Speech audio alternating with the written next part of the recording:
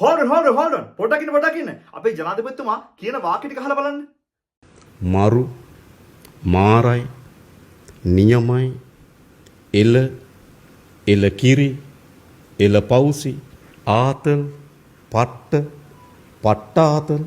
දැන් බලන්න ඔයත් අපේ අනුර ජනාධිපතිතුමා වගේ හැමදාම මේවා සිංහල නේද කියන්නේ. ඉතින් ඇයි ඔයා මේවා සිංහලෙන් කියන්නේ? මම ඔයාලට කියලා දෙන්නම් මේවා ලස්සනට කොහොමද ඉංග්‍රීසි වලින් කියන්නේ කියලා. මේ වීඩියෝ එක ඉවරනකම් බලන්නකෝ.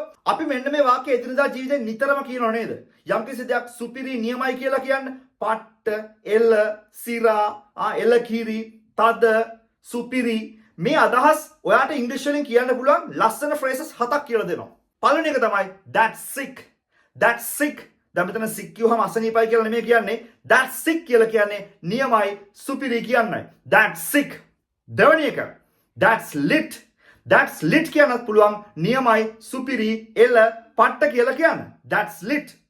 තුන්වෙනි එක that rocks කියන්නත් පුළුවන් නියමයි සුපිරි පට්ට කියලා කියන්න. that rocks. fourth one that's epic කියන්නත් පුළුවන් නියමයි සුපිරි පට්ට එල කියලා කියන්න. that's epic. fifth one that's fire කියන්නේ ගින්දර නෙමෙයි. අපි සිංහලෙන් ගින්දර කියලා කියන්නේ නියමයි සුපිරි කියනනේ. එහෙනම් that's fire කියන්නේ සුපිරි නියමයි ගින්දර කියන අදහස. sixth one that's dope කියන්නේ නිකන් අර වෙරි වෙලා වගේද? නෑ. that's dope කියලා කියන්නේ සුපිරි එල නියමයි කියන අදහසයි. පට්ට කියන අදහසයි. that's dope. seventh one and the last one that's top notch කියලා කියන්නේ එල සුපිරි පට්ට සිරා තද කියන අදහසයි. that's top notch. එහෙනම් දැන් ආයෙත් ඔයා මේ පට්ට එල කිරි එල තද සුපිරි කියන මේ සිංහල වාක්‍ය කියන්න එපා.